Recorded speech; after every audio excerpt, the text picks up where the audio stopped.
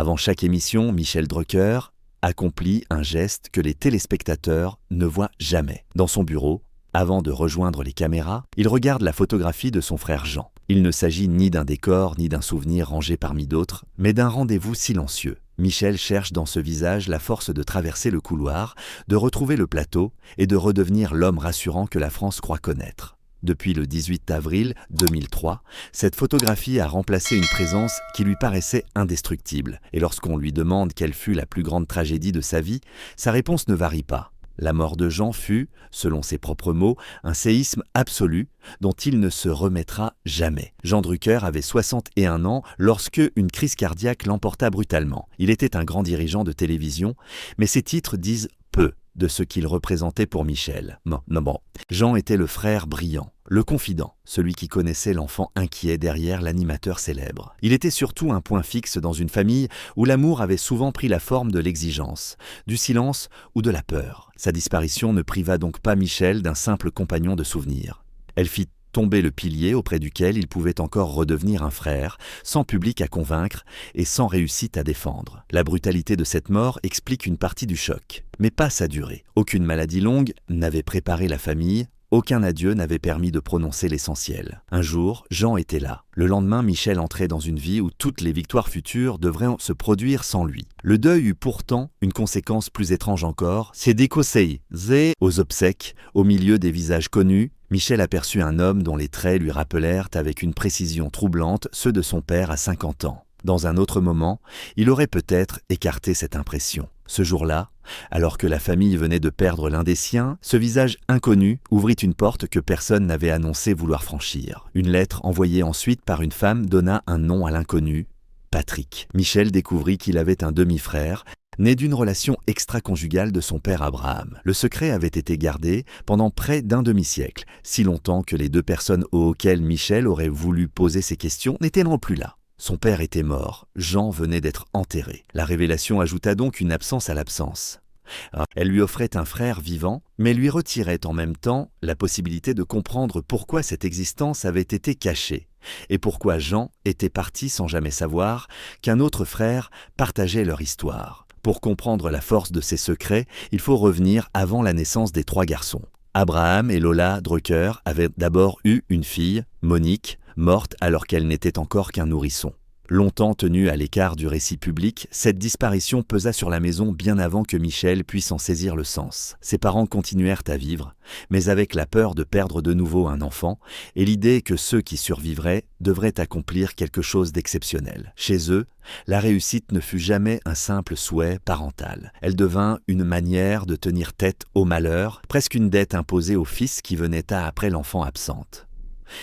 Une autre peur précédait encore Michel. En 1942, l'année de sa naissance, son père, médecin juif, fut arrêté par les nazis et interné à Drancy. Sa mère était enceinte de lui lorsqu'elle fut interceptée par des soldats SS à la gare de Rennes. Un homme eut alors le courage de mentir pour la sauver. Sans cette intervention, l'enfant qu'elle portait aurait pu mourir avant de naître ou être entraîné avec elle dans le système de déportation. Michel n'a évidemment aucun souvenir direct de cette scène, mais il grandit dans ce qu'elle avait laissé chez sa mère, une vigilance permanente, la certitude que la sécurité peut disparaître en quelques secondes et que la survie elle-même tient parfois à la phrase d'un inconnu. Dans cette famille, les inquiétudes de la guerre, la mort de Monique et l'ambition d'Abraham finirent par se confondre. Le père voulait des fils solides, instruits, irréprochables, capables de prendre une revanche sur ce que l'histoire avait infligé aux leurs. Jean répondit à cette attente en devenant un élève remarquable, passé par la prestigieuse École nationale d'administration avant d'occuper les plus hautes fonctions de la télévision. Jacques devint professeur de médecine. Michel, lui, ne ressemblait pas au projet paternel. L'école l'ennuyait, les leçons l'effrayaient et les résultats confirmaient chaque fois ce qu'il redoutait déjà. Dans une fratrie destinée à l'excellence, il serait celui qui déçoit. Il a raconté ces nuits où son père, rentrant d'un accouchement vers 3 heures du matin, le tirait du sommeil pour lui faire réciter ses leçons. Michel pouvait avoir 10 ans. Debout, engourdi, il cherchait les mots sous le regard d'un homme impatient dont il craignait les colères. Les larmes n'amélioraient ni sa mémoire, ni la situation. Elle prolongeait seulement l'épreuve. Lorsque son père le renvoyait enfin se coucher, l'enfant ne retrouvait pas le sommeil. Il pensait déjà à la classe du lendemain, à la prochaine faute, puis au prochain réveil nocturne. L'école n'était plus un lieu où apprendre, mais la preuve quotidienne qu'il ne correspondait pas à ce que l'on attendait de lui. Une phrase résuma cette condamnation. « Mais qu'est-ce qu'on va faire de toi ?» Abraham pouvait la prononcer dans la colère, peut-être aussi dans l'angoisse d'un père persuadé que le monde ne pardonnerait rien à ses enfants. Michel, lui, l'entendit comme une question sur sa valeur. Elle ne resta pas dans la chambre de son enfance. 1. Elle le suivit lorsqu'il quitta l'école à 17 ans, lorsqu'il entra dans un milieu où il n'avait ni diplôme, ni réseau comparable à ceux de ses frères, puis lorsqu'il commença à apparaître à l'antenne.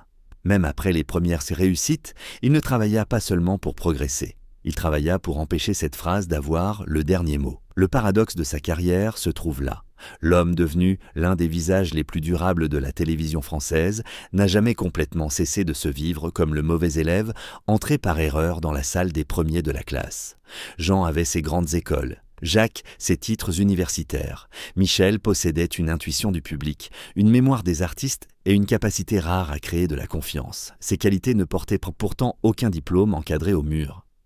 Il a donc accumulé les connaissances, préparé ses entretiens avec une minutie extrême et travaillé sans repos, comme si une émission moins réussie pouvait suffire à révéler l'imposture qu'il croyait cachée. Le regard des critiques réveilla naturellement cette ancienne blessure. Une partie de la presse culturelle et intellectuelle lui reprocha, durant des années, une télévision trop populaire, trop douce, parfois qualifiée de sentimentale. On accusait Michel de caresser les vedettes plutôt que de les confronter, comme si sa courtoisie révélait une faiblesse et son succès auprès du grand public une absence d'exigence. Il savait pourtant que cette douceur était une méthode. Les artistes venaient chez lui parce qu'ils ne se sentaient pas conduits vers un piège. Et cette confiance permettait parfois d'obtenir une vérité que l'agressivité aurait rendue inaccessible. Mais pour l'ancien élève humilié, être considéré comme un animateur de second rang sur le plan intellectuel touchait un endroit déjà douloureux. Sa réponse fut encore le travail. Plus il était contesté, plus il préparait. Plus il avançait en âge, plus il refusait de ralentir. La télévision finit par fonctionner comme une substance dont il connaissait les effets sans savoir s'en passer. Il l'a lui-même comparée à une drogue. Hors du studio, l'agitation retombait et laissait remonter ce que l'emploi du temps tenait à distance. La peur d'être inutile, le souvenir des morts, l'idée qu'un autre pourrait occuper le fauteuil et que le public s'habituerait très vite à son absence. Continuer n'était donc pas uniquement une marque d'amour du métier, c'était aussi une stratégie pour ne pas rester seul avec lui-même. Dany Saval comprit très tôt cet homme que la France voyait sûr de lui et qui rentrait chez lui avec les inquiétudes d'un enfant. Leur union, longue de plus d'un demi-siècle, a souvent été présentée comme une histoire parfaitement paisible. Michel a fini par corriger cette image. Au début de l'année 2025, il a reconnu que leur mariage n'avait pas été un long fleuve tranquille et qu'il avait connu des égarements, des infidélités, des périodes où les tentations du monde du spectacle auraient pu tout détruire. Cette confession ne transformait pas leur vie commune en mélodrame. Elle révélait le prix payé par celle qui avait dû protéger le couple pendant que lui cherchait ailleurs une preuve supplémentaire d'exister. Dany ne fut ni une spectatrice naïve, ni une épouse réduite au pardon. Elle vit les failles, mesura les risques et choisit ce qu'elle voulait préserver. Michel parle de son intelligence, de sa lucidité et d'une indulgence qui ne signifie pas l'oubli. Elle le considère parfois comme un grand enfant, non pour l'excuser de tout, mais parce qu'elle reconnaît chez lui le besoin constant d'être rassuré. Lorsque l'animateur se dispersait, elle maintenait une maison. Lorsqu'il revenait abîmé par la pression, elle ne confondait pas l'homme avec son personnage public. Leur mariage a tenu moins grâce à l'absence de tempête que grâce au fait qu'une personne, au milieu de celle-ci, savait encore où se trouvait la rive. Ils n'ont pas eu d'enfant biologique ensemble. Michel a aimé Stéphanie Jarre, la fille de Dany, et Ileng, leur fille adoptive cambodgienne, avec une affection paternelle réelle. Pourtant, l'absence d'un enfant issu de lui-même est restée une zone plus secrète. À la fin de l'année 2025, il en a donné une explication qui déplace le sens de ce manque. Il avait peur de devenir un mauvais père. Il craignait de reproduire sans le vouloir les méthodes d'Abraham. Cette pression qui confondait l'éducation avec la peur et l'excellence avec le droit d'être aimé. Ne pas transmettre directement son nom et son sang fut alors aussi une tentative d'interrompre cet héritage de violence. La fracture avec ses propres parents avait laissé un autre signe visible. Michel, Jean et Jacques se marièrent tous les trois. Sans la présence de leur père, ni de leur mère. 3 cérémonies différentes, une même chaise familiale restait vide. Cette absence ne venait pas d'un accident ou d'une impossibilité matérielle, mais d'années de conflits, de contrôle et de paroles devenues invivables. Au moment où chaque fils fondait son foyer, les parents n'étaient pas là pour assister au passage. Michel mit longtemps à apaiser cette blessure parce qu'un mariage devrait normalement ouvrir une maison à la génération précédente. Chez les Drucker, il confirma au contraire la distance qu'il avait fallu créer pour pouvoir respirer. Pendant des années, Michel maintint son équilibre en travaillant pour ne pas tomber, en souriant pour ne pas inquiéter et en préparant l'émission suivante avant que le silence de la précédente ne s'installe. Puis son propre corps interrompit la fuite. En 2020, une infection issue d'un soin dentaire apparemment banal provoqua une endocardite et déclencha une catastrophe médicale. Les bactéries atteignirent son organisme au point de menacer ses reins, ses jambes et même son cerveau. Les médecins durent ouvrir son thorax et intervenir sur son cœur. Pour un homme qui avait toujours organisé sa vie autour d'un calendrier précis, l'événement le plaça soudain dans un temps où il ne décidait plus de rien.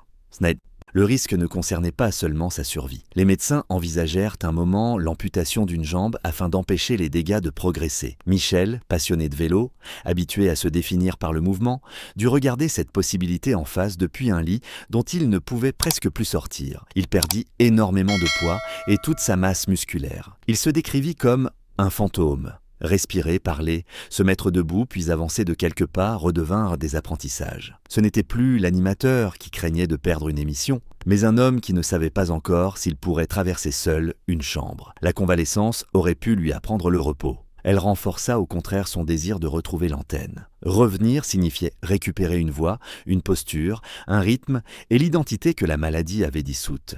Le plateau fonctionna comme une salle de rééducation supplémentaire. Tenir face aux caméras prouvait que le fantôme avait repris corps. Pourtant, cette victoire révélait aussi sa dépendance. Michel ne voulait pas seulement revenir parce qu'il aimait les téléspectateurs. Il avait besoin que le voyant rouge s'allume pour être certain d'exister encore. La menace d'une retraite lui paraissait presque aussi inquiétante que celle de l'opération, car l'hôpital avait montré ce qui restait lorsque le travail lui était retiré. En 2023, il dut subir une nouvelle opération à cœur ouvert. La seconde épreuve ne pouvait plus être considérée comme une parenthèse exceptionnelle. Elle disait que son corps avait désormais des limites durables et que la volonté, si puissante soit-elle, ne les abolirait pas. Michel revint encore, plus mince, la voix parfois affaiblie par les traitements, avec une énergie surveillée de près.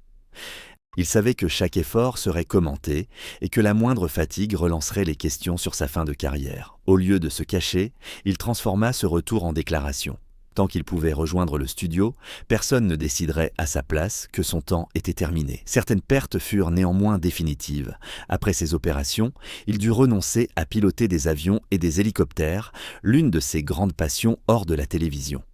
Autrefois, il avait même transporté Johnny Hallyday en hélicoptère jusqu'à une scène, mêlant l'amitié, le spectacle et le plaisir de voler dans une seule aventure. Désormais, le cockpit n'était plus accessible. Ce renoncement ne concernait pas un simple loisir, il marquait la frontière entre l'homme qui se croyait capable de maîtriser une machine dans le ciel et celui qui devait demander à ses médecins jusqu'où son propre cœur l'autorisait à aller. Et tiens en casse, les guenonitions aussi. Le temps ne lui retirait pas seulement des capacités, il vidait peu à peu le monde autour de lui. Johnny Hallyday, Jean-Paul Belmondo et tant d'autres artistes qu'il avait reçus, accompagnés ou fréquentés disparurent. Michel n'était pas uniquement leur interviewé, il avait partagé des repas, des voyages, des coulisses et parfois des confidences avec ceux que le public voyait comme des monuments. À mesure qu'il mourait, les archives de ces émissions changèrent de nature. Ce qui avait été une conversation dans le présent devenait la trace d'une époque close. Lui demeurait à l'écran, mais il lui restait de moins en moins de personnes avec qui évoquer le passé sans devoir d'abord l'expliquer. Au milieu de l'année 2026, la mort de Françoise Coquet à 83 ans lui porta un nouveau coup. Elle n'était pas sa sœur biologique, mais Michel la nommait sa sœur jumelle dans le métier. Productrice de ses programmes les plus marquants, elle connaissait les habitudes invisibles derrière le résultat diffusé, les inquiétudes avant une émission, les détails qu'il fallait anticiper, la manière de l'aider sans l'humilier. Elle avait accompagné des décennies de télévision et compris l'homme autant que l'animateur. Sa disparition après la maladie ne supprima donc pas seulement une collaboration. Elle fit disparaître une mémoire professionnelle partagée, une personne capable de lire ses silences avant même qu'il ne parle. Michel a résumé cette accumulation par une image simple. Sa vie lui apparaît désormais comme un désert où tous ceux qu'il aimait sont partis. Le mot n'évoque pas seulement la solitude domestique, puisque Danny est là et que sa famille demeure autour de lui. Il décrit une solitude historique. Vivre longtemps, lorsque l'on a commencé à travailler dans la télévision des années 1960, signifie devenir le survivant d'un paysage humain entier. Chaque disparition enlève un interlocuteur, puis un témoin, puis une partie du vocabulaire commun. On peut raconter une anecdote à de nouveaux collègues. On ne peut pas recréer la personne qui savait déjà pourquoi elle comptait. Même son public lui parle de cette extinction.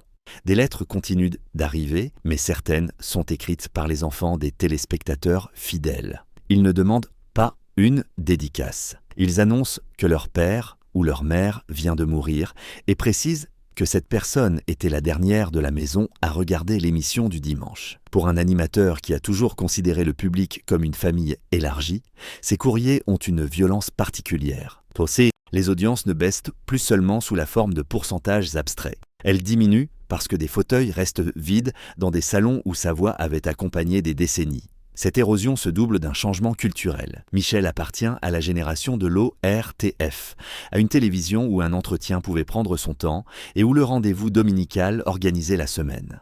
Il travaille désormais dans un univers façonné par les réseaux sociaux, Netflix, TikTok et une attention beaucoup plus fragmentée. Le canapé rouge, les conversations courtoises et le rythme qu'il a perfectionné peuvent paraître démodés aux plus jeunes. Il tente de comprendre ces nouveaux usages sans renier ce qu'il sait faire. Mais l'effort contient une forme de solitude. Rester contemporain exige de courir après un monde qui s'est construit sans les repères de sa jeunesse. L'arrêt de famille « Je vous aime » sur France 3, pour des raisons budgétaires, a rendu cette évolution très concrète. Une chaîne peut saluer une légende tout en supprimant son émission. L'affection institutionnelle ne protège pas d'un tableau comptable. Michel, qui plaisante depuis longtemps en disant qu'il aimerait mourir sur un plateau, a reçu cette décision comme un rappel. L'antenne ne garantit aucune éternité, pas même à ceux qui lui ont consacré leur vie. L'homme qui craignait autrefois d'être chassé parce qu'il n'avait pas de diplôme découvre qu'une carrière peut aussi se resserrer sans faute personnelle, simplement parce que les budgets, les formats et les générations changent. Cette annulation touche précisément le point qu'il cherche à éviter depuis l'enfance, le moment où d'autres répondent à la question « Qu'est-ce qu'on va faire de toi ?» Non.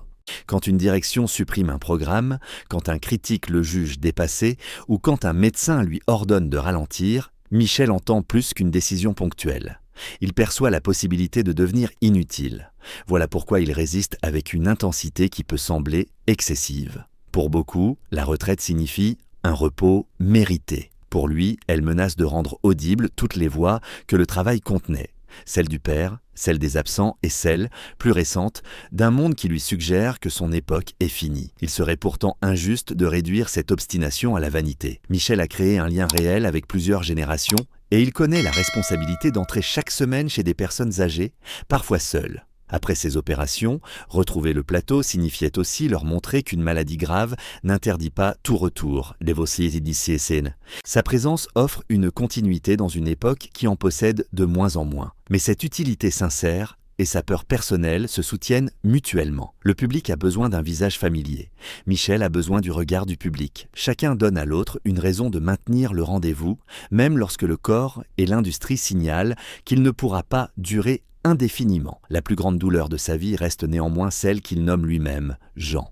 Ni les opérations, ni les critiques, ni les infidélités qu'il a reconnues, ni l'absence d'enfants biologiques ne doivent détourner le récit de ce point. Jean était celui auprès duquel Michel pouvait déposer le poids de la comparaison fraternelle sans perdre le lien fraternel. Sa réussite n'avait pas empêché la complicité. Elle avait même offert à Michel un allié au cœur du monde professionnel qu'il partageait. La crise cardiaque de 2003 a mis fin à cette relation sans transition. Toutes les blessures anciennes ont alors perdu l'une des rares personnes capables de les comprendre de l'intérieur. Mais le deuil de Jean n'explique pas à lui seul pourquoi Michel ne trouve jamais une paix complète. La mort de son frère a rencontré une peur beaucoup plus ancienne, celle que tout lien puisse être interrompu sans avertissement. Monique était morte avant qu'il ne la connaisse. Son père avait failli disparaître dans la persécution nazie. Sa mère avait échappé de peu à l'arrestation alors qu'elle le portait. Ses parents avaient été absents au mariage de leurs 3 fils. Patrick avait existé pendant des décennies derrière un secret. Dans cette histoire familiale, les êtres ne se contentent pas de partir. Ils sont parfois arrachés, effacé, caché ou rendu inaccessible avant qu'une conversation puisse s'achever. Le travail lui a fourni une réponse temporaire à cette instabilité. Une émission possède une date, une heure, un conducteur et un voyant qui indiquent clairement le moment où l'on existe pour les autres. Elle est l'inverse d'une disparition imprévisible. Tant que Michel prépare le prochain rendez-vous, il peut croire que rien n'est entièrement terminé. Pourtant, la télévision produit elle aussi ses propres fins. Les génériques s'arrêtent, les programmes sont supprimés, les vedettes meurent et les téléspectateurs vieillissent. Le refuge reproduit donc peu à peu ce qu'il devait empêcher. Plus Michel s'y accroche pour échapper à la perte, plus il devient le témoin direct de tout ce que l'écran ne peut pas sauver. C'est ici que son succès prend une signification différente. Pendant plus d'un demi-siècle, il a semblé prouver à Abraham que le fils sans diplôme était finalement devenu quelqu'un. En réalité, aucune audience ne pouvait clore le procès, parce que le juge avait été installé à l'intérieur de lui. Il suffisait d'une critique, d'une émission annulée ou d'un nouveau visage à l'antenne pour que le verdict redevienne incertain. Michel n'a donc jamais travaillé jusqu'à obtenir la preuve définitive de sa valeur. Il a travaillé pour repousser le jour où il n'aurait plus l'occasion d'en produire une nouvelle. Son rapport à la mort passe par la même logique. Les deux opérations lui ont montré qu'un cœur peut cesser d'obéir malgré toute la volonté accumulée. Il dit vouloir finir sur un plateau parce que cette image lui évite d'imaginer l'après. Une journée sans préparation, un dimanche sans rendez-vous, un téléphone qui ne sonne plus pour annoncer un invité. La peur n'est pas seulement de mourir, elle essaie de survivre assez longtemps à son rôle pour devoir découvrir qui il est lorsque personne n'attend son entrée. Après une vie entière à répondre par le travail, le silence ressemble encore à la question de son père. À mesure que son époque se retire, un autre paradoxe apparaît. Michel redoute d'être oublié, alors qu'il appartient déjà à la mémoire collective française. Sa voix, ses entretiens et son canapé rouge sont associés à des dimanches que des millions de personnes peuvent dater à travers leur propre vie. Ce patrimoine ne calme pourtant pas sa peur, car la mémoire collective est abstraite tandis que l'absence est concrète. Elle a le visage de Jean sur une photographie, le cockpit auquel il ne peut plus accéder, le bureau laissé par Françoise Coquet et les lettres annonçant qu'un téléspectateur fidèle ne sera plus là dimanche prochain. Avant de rejoindre le plateau, Michel retourne donc vers la photographie de son frère. Au début, ce geste pouvait sembler destiné à demander du courage au dirigeant de télévision qu'avait été Jean. Non, avec le temps, il a pris un sens plus intime. Michel ne cherche pas l'approbation du brillant énarque, ni celle d'un professionnel capable de juger son émission. Il retrouve le seul regard familial devant lequel le mauvais élève n'avait pas besoin de passer un examen. Puis il rassemble ses notes et marche vers le studio. Non pour répondre une fois encore à la question de son père, mais parce qu'auprès de Jean, même réduit au silence d'une image, il n'a jamais eu à prouver ce qu'il était devenu. C'est